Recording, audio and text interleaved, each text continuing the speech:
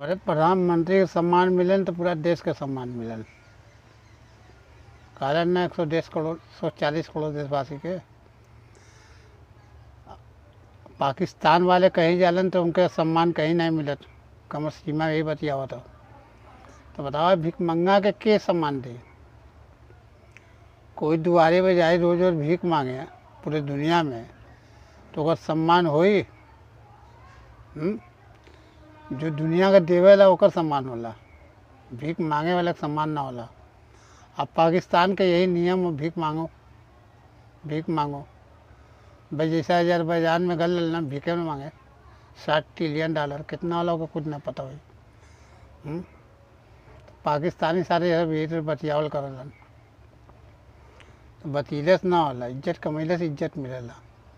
ये light subscribe कर दिया, पसंद आई तो भैया।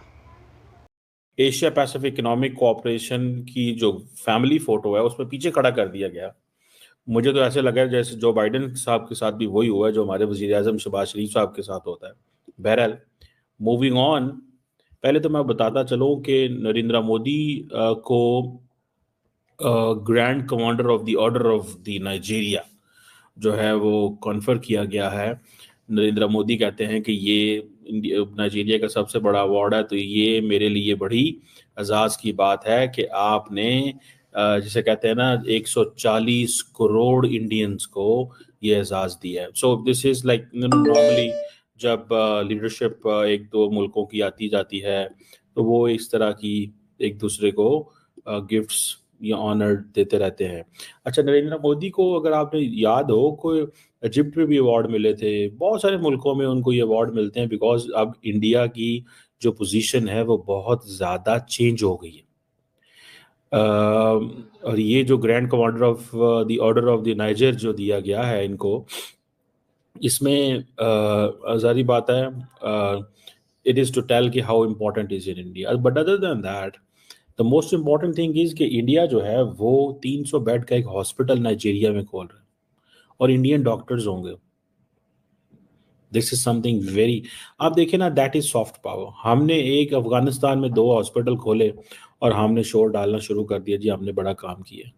But remember India is opening such many hospitals in Africa and above all जो इंडियन डियास्पोरा वहां पे बैठा हुआ है, जो इंडियन डियास्पोरा वहाँ पे बैठा हुआ है उसने जो वहाँ पे काम किया है और जिस तरह वो बात कर रहा है, जिस तरह वो इंगेज कर रहा है, आपको पता है नरेंद्र मोदी जहाँ जाते हैं डियास्पोरा से जरूरत मिलते हैं।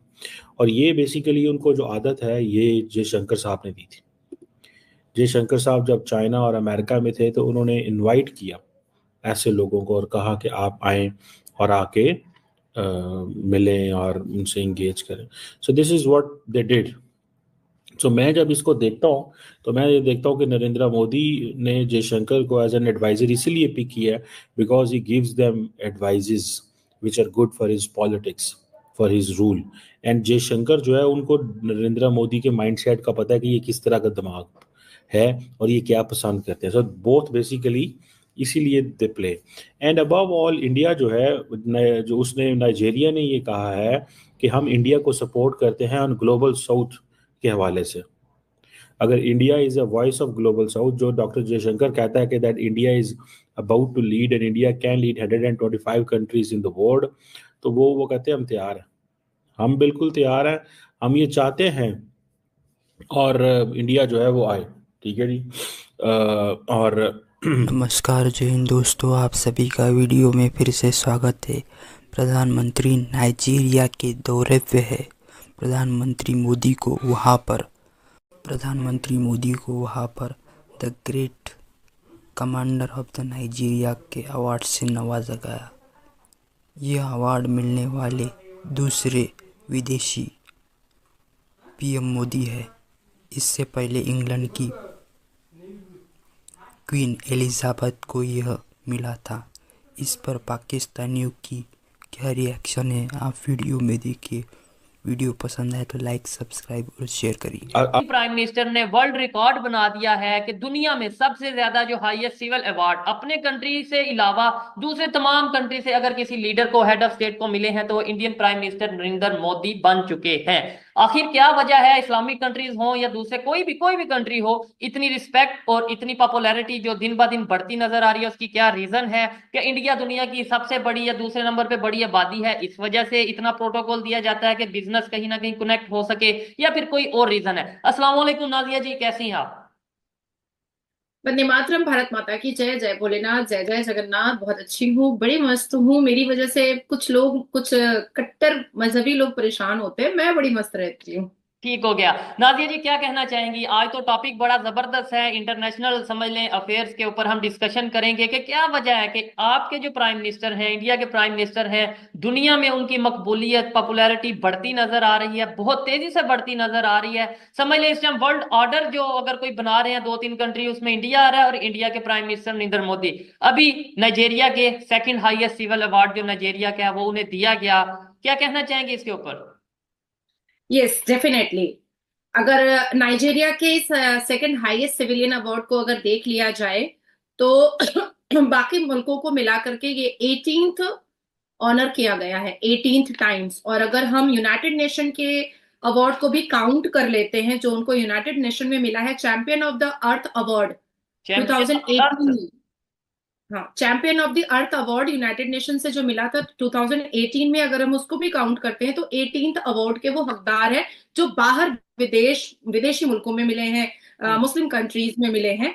अब इसकी मैं थोड़ी सी झलक आपको दे देती हूँ। 2016 सऊदी अरबिया ने अवार्ड दिया था, 2016 अफगानिस्तान ने दिया था, 2018 पैलेस्टाइन ने दिया था, 2019 यूनाइटेड अरब एमिरेट्स ने दिया था, 2019 रशिया ने, 2019 मालदीव्स ने, 2019 बहरीन ने, 2020 यूएस ने, 2021 भूटान ने, 2023 पलाऊ ने, 2023 फिजी ने, 2023 पापुआ ने, 2023 इजिप्ट ने, 2023 फ्रांस ने, मार्च 2024 फिर से भूटान ने, 9 जुलाई 2024 फिर से रशिया ने, 2018 United nation the champion of the earth award. ठीक है। अब नादिया जी, इसमें 2024 आपने फलस्तीन का भी जिक्र किया। हाँ हाँ अच्छा हाँ ठीक हाँ। है। मैंने तो सुन लिया, लेकिन मैंने खुद ही रिपीट इसलिए किया कि जो लोग पाकिस्तान से देख रहे हैं कि ये फलस्तीन वाले गद्दार हो गए हैं, या मतलब पता नहीं क्या इशू है कि इंडिया के प्राइम मिनिस्टर को जो कि मुसलमानों के खिलाफ है उसे हाईएस्ट सिविल अवार्ड दे रहे हैं। मतलब ये मेरी बात समझ में हाँ, नहीं आ रही। पैलेस्टाइन ने 2018 में grand collar of the state of Palestine award, highest civilian award, हमारे भारत के प्रधानमंत्री आदरणीय मोदी जी को दिया था। जो लोग देख रहे हैं, खासतौर पे जो मेरे मुसलमान भाई देख रहे हैं, एक दफा क्रॉस चेक जरूर करिएगा। मुझे लगता है नाज़िया इलाही खान झूठ बोल रही होंगी, या झूठ मतलब बोल रही हूं मैं, और अगर मैं सच निकली तो मुझे 2 करोड़ रुपए दिया जाएगा। मैं वही कह रहा हूँ कि मतलब मैं आप ये सोचें कि वो पाकिस्तानी या वो लोग जो ये कह रहे हैं कि फलस्तीन में अगर जुल्म हो रहा है तो इसराइल के साथ साथ इंडिया भी इन्वॉल्व है, हिंदू इन्वॉल्व है, वो फलस्तीन वाले खुद हाईएस्ट सिविल अवार्ड, या जैसे आपने बोला है कि ग्रैंड कॉलर अवार्ड, जो आपने अवार्ड का नाम लिया है वो दिया, तो इसका मतलब ये है कि हमारे तक जो खबर आती है, उन सीरियस नोट अगर बात करें कि हमारे तक जो खबर आती है कि वो कंट्री फलस्तीन के खिलाफ, वो कंट्री फलस्तीन के खिलाफ, क्या पाकिस्तान को भी फलस्तीन ने पाकिस्तान के प्राइम मिनिस्टर को हाईएस्ट सिविल अवार्ड या कोई भी अपने अवार्ड से नवाजा है? तो काइंडली मुझे कमेंट बॉक्स पे बताइएगा, और मैं उसके ऊपर लाजमी वीडियो बनाऊंगा। ये मेरी फर्ज और ये मेरी ड्यूटी होगी। और अगर नहीं अभी तक अवार्ड मिला तो फिर ये हमारे लिए सोचने वाली बात है। नादिया जी आगे बढ़ते हैं, क्या आगे कहते बढ़ते हैं? हैं। जी जी। 2024 17 नवंबर 2024 को भारत के आदरणीय प्रधानमंत्री श्री नरेंद्र दामोदर दास मोदी जी को prestigious grand commander of the order of the Niger GCON का अवार्ड मिला है नाइजीरिया में। ये अवार्ड पहले क्वीन एलिजाबेथ II को मिला था 1969 में, और दूसरी बार हमारे भारत के प्रधानमंत्री को मिला है। और पिछले 17 साल में ये पहली बार हुआ है कि भारत के प्रधानमंत्री जो है अफ्रीका और नाइजीरिया का विजिट किए हैं, वो है हमारे आदरणीय प्रधानमंत्री मोदी जी। डेफिनेटली 17 नवंबर से लेकर के 21 नवंबर तक उनके काफी लंबे चौड़े टूर हैं। हालांकि हमारे भारत में, झारखंड में और महाराष्ट्र में और उत्तर प्रदेश में बहुत सारी जगहों पे बाई इलेक्शन, और महाराष्ट्र में तो विधानसभा इलेक्शन है, और झारखंड में भी विधानसभा इलेक्शन है जहां पर सरकारें बननी है हमारी। तो इसके बावजूद भी जो उनके शेड्यूल में था वो अपनी जिम्मेदारी निभाने के लिए निकले हैं। 17 नवंबर से लेकर के 21 नवंबर तक वो नाइजीरिया। इंडिया की जो लीडरशिप है, ये जो अफ्रीका के साथ उनको अपने बायलैटरल ताल्लुकात जो मजबूत कर रही है, ये बहुत बहुत बहुत ज़रूरी है। मैं आपको बात बता दूं, this is very significant. We need to understand Africa is very important player. लेकिन हमारा ये है कि हम समझते हैं कि सिर्फ सफ़ेद चमड़ी वाले जो लोग हैं ना, उन्हीं के साथ हमें बात करनी है, उन्हीं के साथ इंगेज करना है, उन्हीं के साथ काम करना है। This is what we think. ठीक है जी। तो दैट्स व्हाट आई रियलाइज्ड। जो मुझे अभी तक की समझ आती है, मुझे तो यही समझ आती है कि हम समझते हैं कि शायद ये जो काले रंग के लोग होते हैं या जो ब्राउन होते हैं ना, ये हमें कुछ नहीं दे सकते। हमने अगर कुछ लेना है या कुछ करना है तो हमने इन्हीं लोगों से ही लेना है जो सफ़ेद है। मैं समझता हूँ ये बिल्कुल अप्रोच गलत है। या हम फिर अरबियों के पास जाते हैं। हमें देखिए ये जिसे वो कहते हैं ना, नरेंद्र मोदी का नाइजीरिया में रुकना और वहाँ पे हॉस्पिटल का इफ्तिताह करना, नाइजीरियन मीडिया का नरेंद्र मोदी के बारे में बहुत ज़्यादा, और जिसे कहते हैं ना, बड़ी हाई लेवल उसको कवरेज दी गई है। ठीक है जी, नरेंद्र मोदी को। और फिर मज़े की बात बताऊँ, इंडियन कंपनीज जो नाइजीरिया के अंदर काम कर रही हैं वो ही नरेंद्र मोदी के हवाले से उनको वेलकम कर रही हैं।